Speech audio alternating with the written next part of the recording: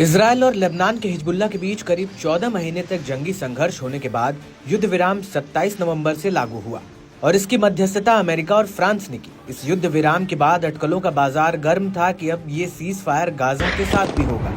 लेकिन युद्ध विराम के बाद जिस तरह से बयानबाजी से वार पलटवार शुरू हुआ और मीडिया रिपोर्ट्स में इजरायल और हिजबुल्लाह को लेकर अलग अलग रिपोर्ट्स आ रही थी, उससे ये भी अंदेशा था कि क्या युद्ध विराम वाकई में सफल रहेगा।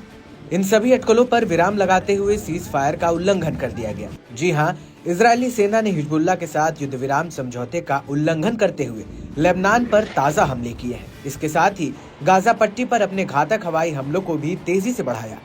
इस हमले की जानकारी खुद लेबनान की तरफ से दी गई है। अपने आधिकारिक एक्स हैंडल से लेबनानी सेना ने कहा कि इजरायली कब्जे वाले बलों ने कई बार युद्ध विराम समझौते का उल्लंघन कर दिया।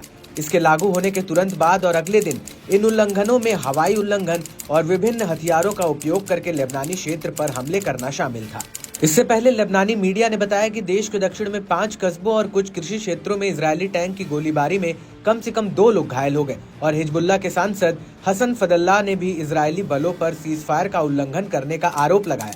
उन्होंने कहा कि इजरायली दुश्मन सीमावर्ती गांवों में लौटने वालों पर हमला कर रहे हैं। इजरायल की तरफ से सीज फायर का उल्लंघन किया जा रहा है।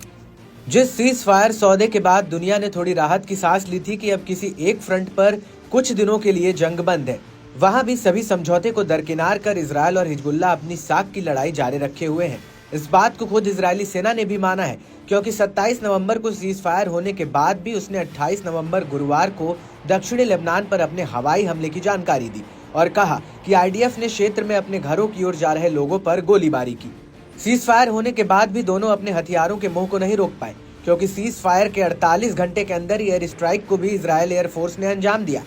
सीज फायर के बाद ये पहला एयर स्ट्राइक था। इजरायली सेना ने एक बयान जारी करके बताया कि दक्षिण लेबनान में मीडियम रेंज के रॉकेट वाले हिजबुल्लाह साइट के अंदर आतंकवादी गतिविधि का पता चला था। इजरायली फाइटर जेट ने एयर स्ट्राइक करके उस खतरे को विफल कर दिया। इजरायली सेना ने यह भी कहा कि इजरायली सेना दक्षिणी लेबनान में मौजूद और सीज फायर एग्रीमेंट के किसी भी उल्लंघन को विफल करने के लिए काम कर रहा है। बता दें कि संयुक्त राज्य अमेरिका और फ्रांस की मध्यस्थता से ये युद्ध विराम समझौता बुधवार 27 नवंबर 2024 को तड़के सुबह से पहले लागू हो गया था और इसमें यह तय किया गया था कि ये विराम 60 दिनों तक चलेगा। लेकिन जिस तरह से युद्ध विराम के महज घंटे भर बाद ही जंग उसी तरह से जारी है, तो आने वाले 60 दिनों में क्या क्या होगा ये तो वक्त ही बताएगा।